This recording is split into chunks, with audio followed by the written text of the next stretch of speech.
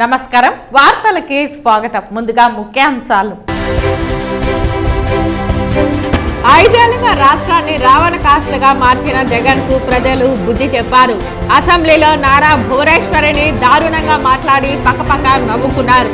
ఇప్పుడు మీరు ఏడుస్తున్నారా జగన్ పేర్కొన్న ఎమ్మెల్సీ కంచెల శ్రీకాంత్. ధర్మారెడ్డి పాపాలు జగన్ కు శాపంగా మారింది. తిరుమల తిరుపతి దేవస్థానంలో ఫుల్ అడిషనల్ ఛార్జ్ ఇవ్వగా సకల శాఖలపై పెత్తనం చలాయించిన ధర్మారెడ్డిని రిలీజ్ చేయకుండా సిట్టింగ్ జడ్జితో విచారణ జరిపించాలి డిమాండ్ చేసిన బీజేపీ నాయకులు నవీన్ కుమార్ రెడ్డి. మార్గదర్శి స్వచ్ఛంద సేవా సంస్థ ఆధ్వర్యంలో ప్రపంచ పర్యావరణ దినోత్సవం. ప్లాస్టిక్ ని నిర్మూలించి గుడ్డ సంచులనే వాడాలి పిలుపునిచ్చిన మార్గదర్శి స్వచ్ఛంద సేవా సంస్థ. ఇక వార్తల్లోని వివరాలు.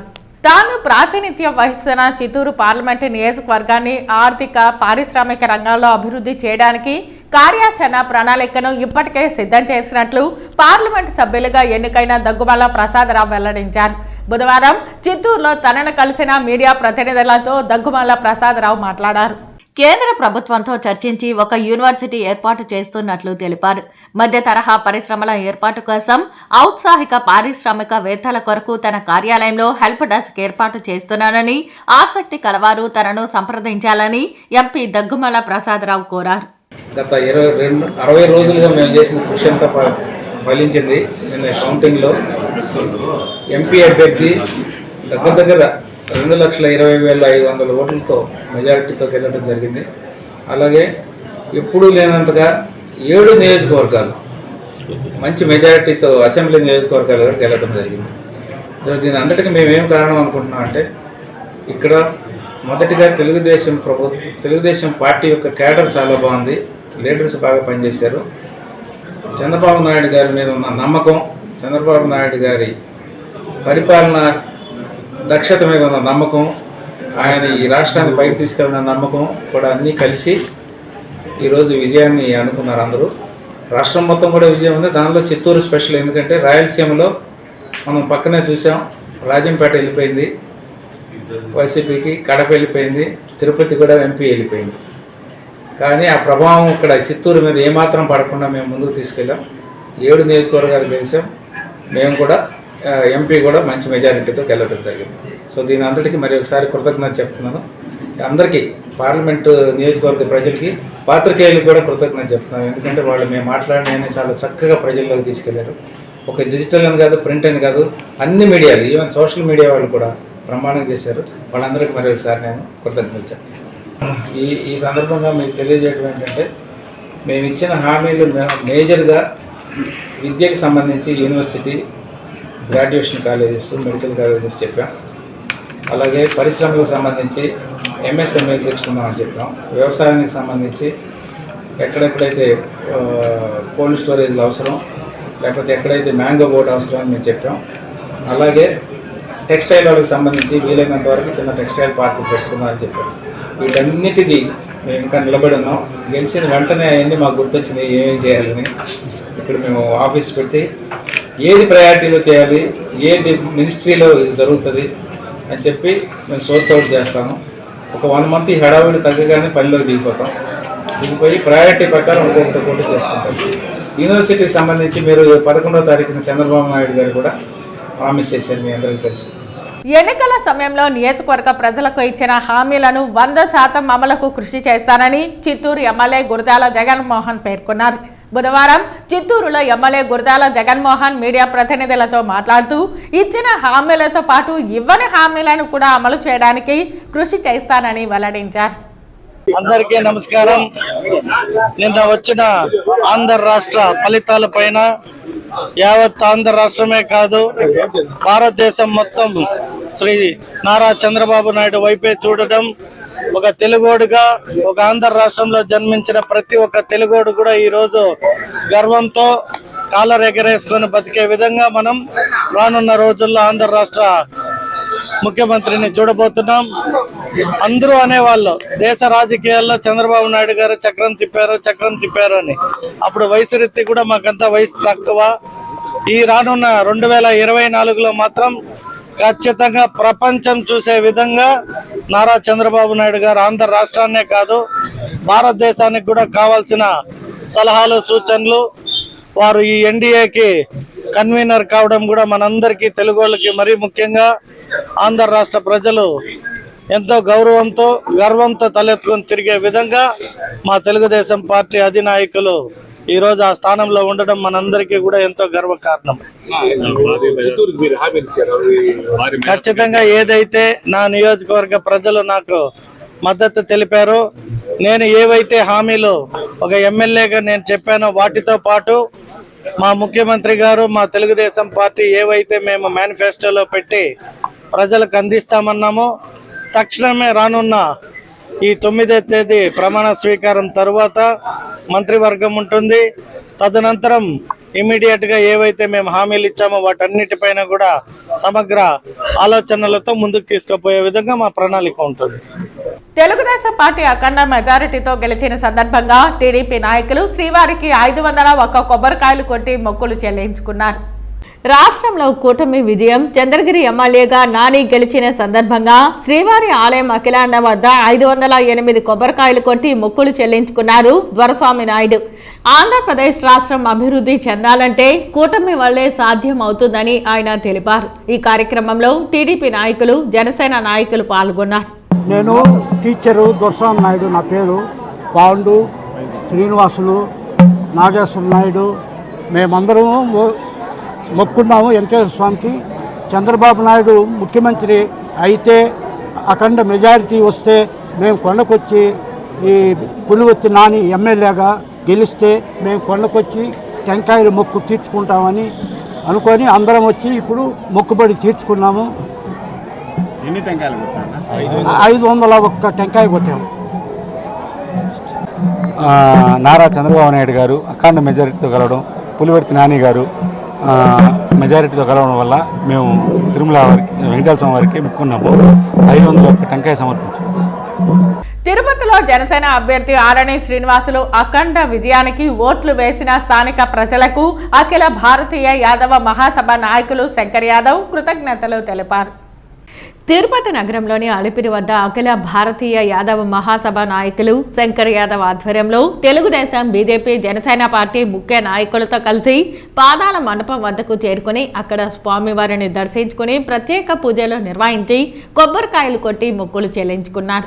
ఈ సందర్భంగా వారు మాట్లాడుతూ 2024 సార్వత్రిక ఎన్నికల చరిత్రలో ఎప్పుడూ లేనటువంటి విజయాన్ని కూటమి ప్రభుత్వం సాధించిందని ఆనందం వ్యక్తం చేశారు. అలాగే తిరుపతి అసెంబ్లీ జనసేన అభ్యర్థి ఆరణి శ్రీనివాసులని ఎమ్మెల్యేగా గెలిపించిన తిరుపతి ప్రజలకు కృతజ్ఞతలు తెలియజేశారు. ఈ కార్యక్రమంలో ఉదయ్ యాదవ్, దిలీప్, హరి, రాజా, ఈశ్వర్, భాస్కర్, నవీన్, రమణ, శ్రీను, ప్రవీణ్, వెంకటేష్ తదితరులు పాల్గొన్నారు.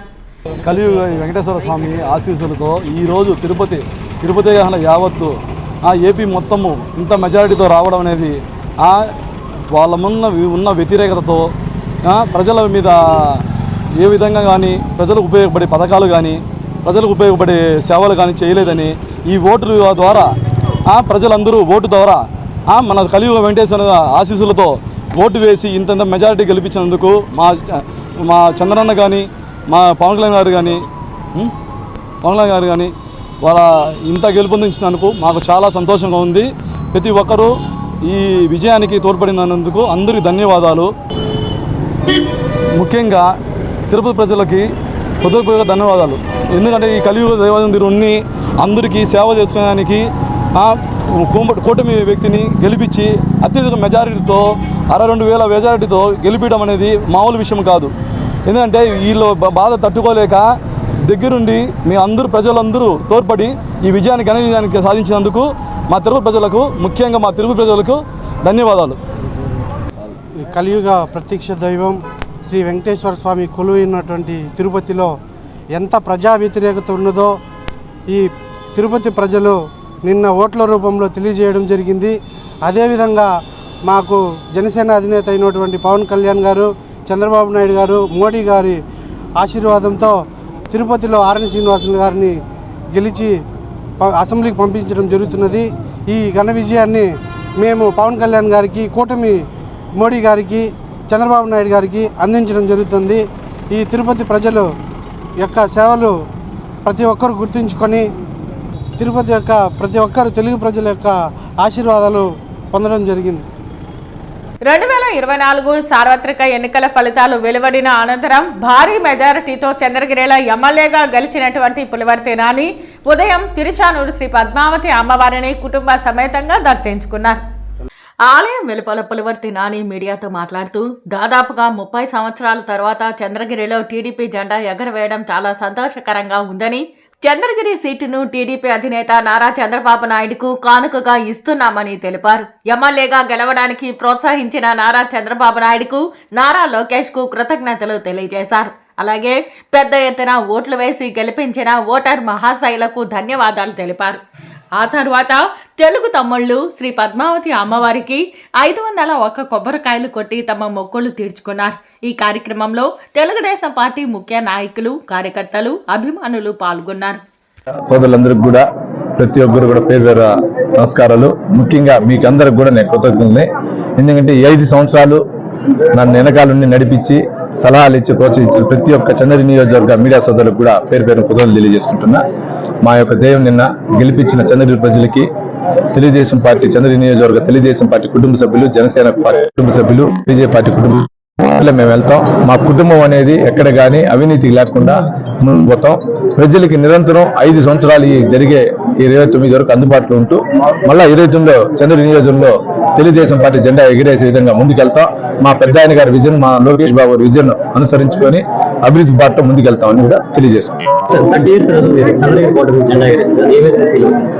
అది చెప్పలేని అనుభూతి అండి, చెప్పలేని అనుభూతి. అది కూడా చంద్రగిరి చరిత్రలో వచ్చే మెజార్టీ రికార్డెడ్ 43,852 అనేది ఈ చంద్రగిరి నియోజకవర్గం పేరు వచ్చిన తర్వాత ఇంత రికార్డ్ ఎవరు లేదు. దీనికి నాకు ఇచ్చినటువంటి చంద్రగిరి ప్రజలకు కానీ, మా పెద్ద ఆయన గారికి, మా పెద్దమ్మ గారికి, మా చిన్న గారి అందరికి గారి జీవితకాలం రుణపడి ఉంటారు.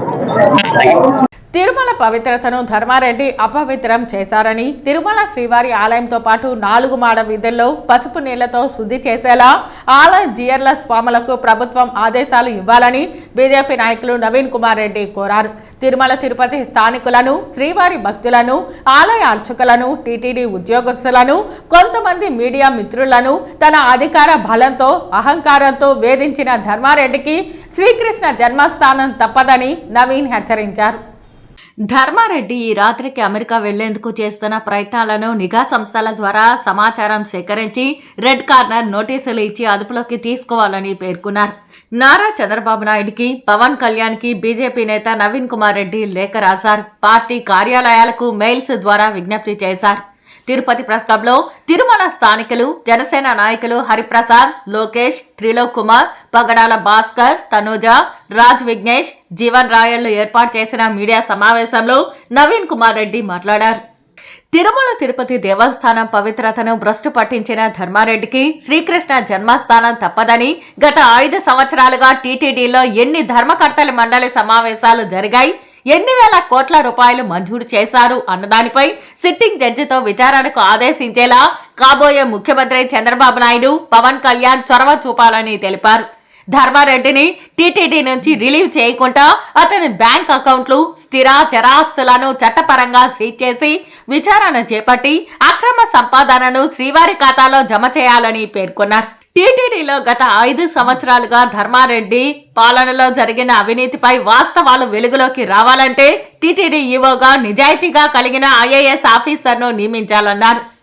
తిరుమలలోని ధర్మారెడ్డి కార్యాలయంలో కొంతమంది భజన పరులను, ఆలయంలోని అర్చకులను అడ్డం పెట్టుకుని చేసిన అవినీతి, అలాగే న్యాయ వ్యవస్థ ద్వారా ఏ విధంగా దుర్వినియోగం చేశారో సాక్ష్యాధారాలతో కూడా త్వరలో బయట పెడతానని అన్నారు.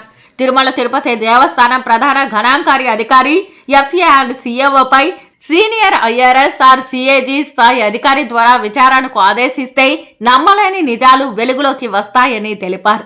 ఈ ధర్మారెడ్డికి తందాన తానా అంటూ కొంతమంది ఆలయంలో ఉన్నటువంటి కొంతమంది అర్చకులు, అదేవిధంగా ఈఓ కార్యాలయంలో ఉన్నటువంటి కొంతమంది అతని భజన పరులు, వాళ్ళ పేర్లతో సహా వాళ్ళ ఖాతాలు కూడా మేము తీసుకున్నాము. ఇటీవలే ఒక వ్యక్తి బయటపడినాడు దొంగ టికెట్లు అమ్ముతా. అవన్నీ కూడా రేపు వెలుగులోకి వస్తున్నాయి. నేను ఒకటే హెచ్చరిస్తున్నా, శ్రీవారికి సేవకులుగా టీటీడీ ఉద్యోగస్తులు అర్చకులు పనిచేయండి. ఈరోజు స్వామివారి అర్చకుల్ని స్వామివారి అడ్డం పెట్టుకొని ధర్మారెడ్డి చెయ్యని దళారీ పని అంటూ ఒక్కటి లేదంటే నిజంగా సిగ్గుచేటండి. మన స్వామి పవిత్రతను మంట కలిపేశాడు. న్యాయ వ్యవస్థని ఈరోజు అంగిట్లో వస్తువులాగా తయారు చేశాడు.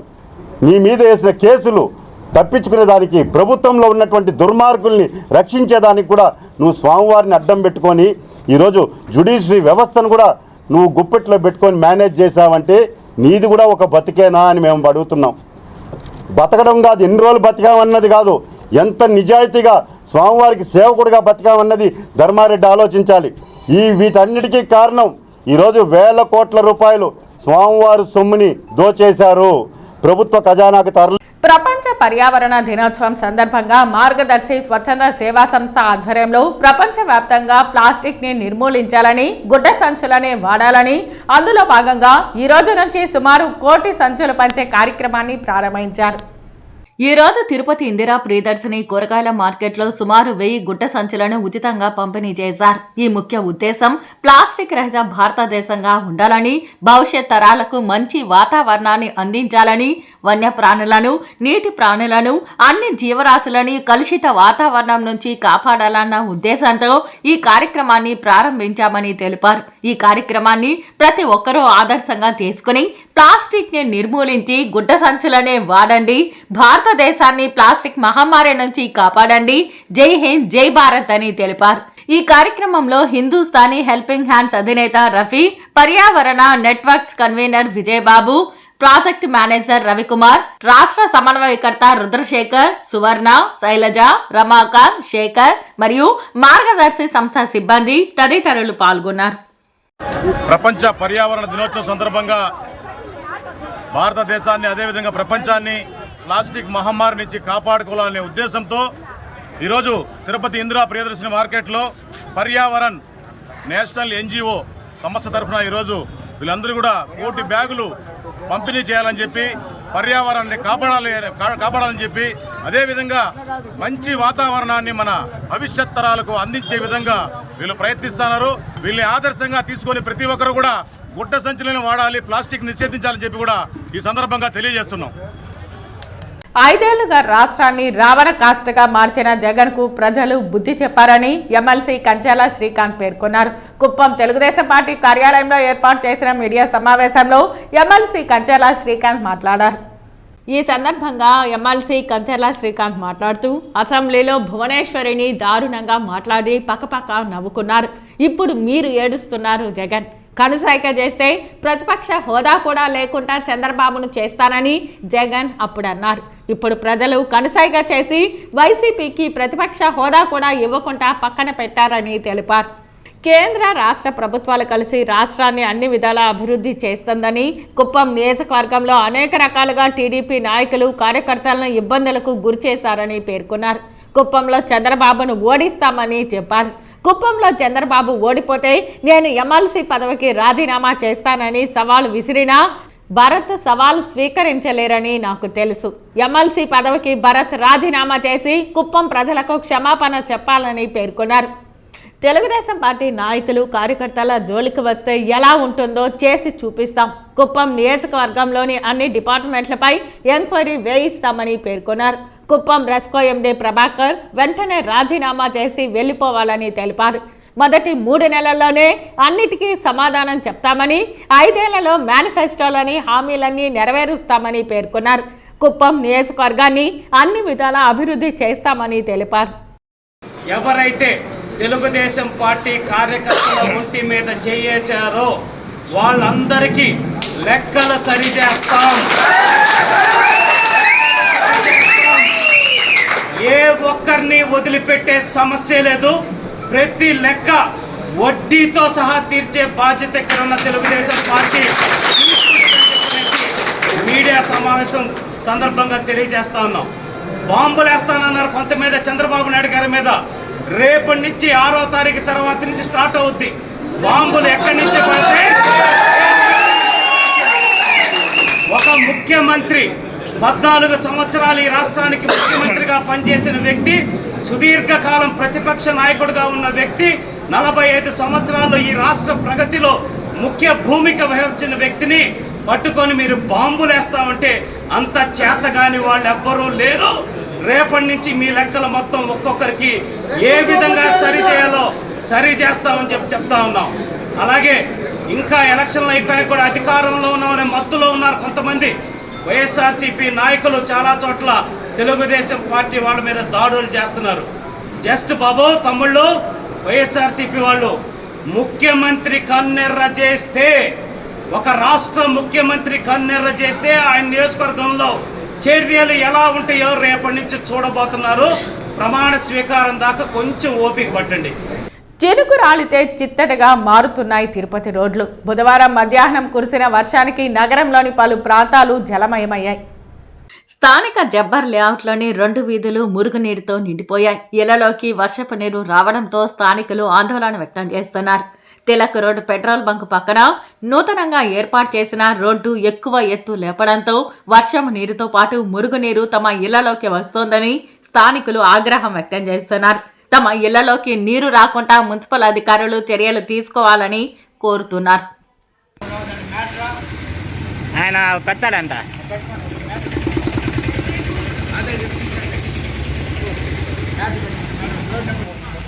తిరుమల శ్రీ వెంకటేశ్వర స్వామి వారిని ఈరోజు ఉదయం వీఐపీ విరామ సమయంలో టీడీపీ ఎమ్మెల్యే వేమిరెడ్డి ప్రభాకర్ రెడ్డి, వేమిరెడ్డి ప్రశాంతి రెడ్డి దర్శించుకున్నారు.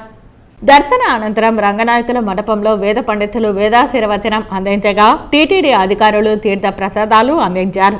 ఆలయం వెలుపల ప్రశాంతి రెడ్డి మాట్లాడుతూ, మొదటిసారి ఎమ్మెల్యేగా గెలిచి స్వామివారిని దర్శించుకోవడం చాలా సంతోషంగా ఉందన్నారు.